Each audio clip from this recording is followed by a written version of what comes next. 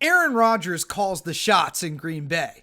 What's up, everybody? Kevin Boylard here for CBS Sports. And while Matt LaFleur deserves some credit for what he's done in year one as head coach of the Green Bay Packers, let's be honest, Rodgers is the one running the show. In fact, I think Rodgers has been trying to tell us this since the win over Seattle in the divisional round.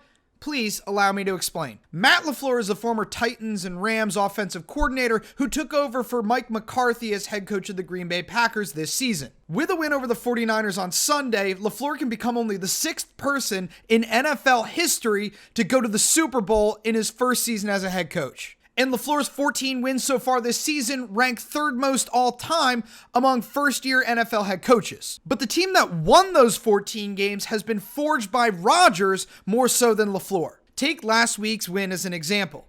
Here's what Rodgers said to a reporter who assumed that LaFleur was the one who devised the play that yielded the team's first touchdown, which was a 20-yard strike from Rodgers to wide receiver Davante Adams.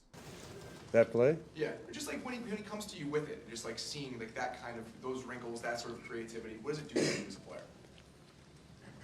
I came up with that play. Oh, okay, there you go then.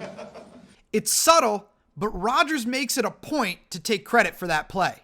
Then there was the game-sealing play.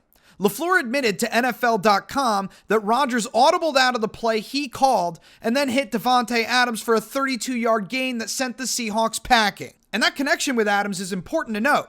Rodgers only completed 16 passes against Seattle, and 8 of them went to Adams. In his midweek press conference, Rodgers compared his connection with Adams to the one he once had with Jordy Nelson, and said that it stems from years of recall, which of course predate LaFleur's time with the team. Now, LaFleur's fingerprints are obviously all over this Packers offense, but I just find it interesting what Rodgers chooses to highlight. He continually mentions his connection with Adams, even though it's the only good thing about his passing game, and chooses not to highlight, for example, his running back Aaron Jones, who had 2 touchdowns versus the Seahawks, putting him over 20 total touchdowns for the season. As far as I'm concerned, Rodgers can have the credit.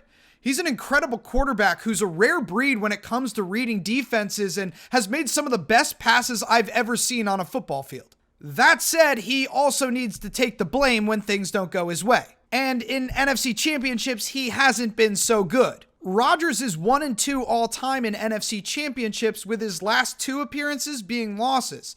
They were a historic meltdown against the Seahawks and a total blowout against the Falcons. And for a guy known for having the NFL's best touchdown-to-interception ratio of all time, Rodgers has thrown more interceptions, 5, in NFC Championships than he has thrown touchdowns, 4. In fact, the only NFC Championship that Rodgers has won, the one against the Bears before he went on to win the Super Bowl, he threw 0 touchdown passes and 2 interceptions. Now he's facing a 49ers team that beat the Packers by 29 points on this same field less than 2 months ago. In that game, Rodgers had a season-low 104 passing yards and only managed to lead 1 scoring drive. So there you have it. Rodgers has set the stage, now he needs to perform.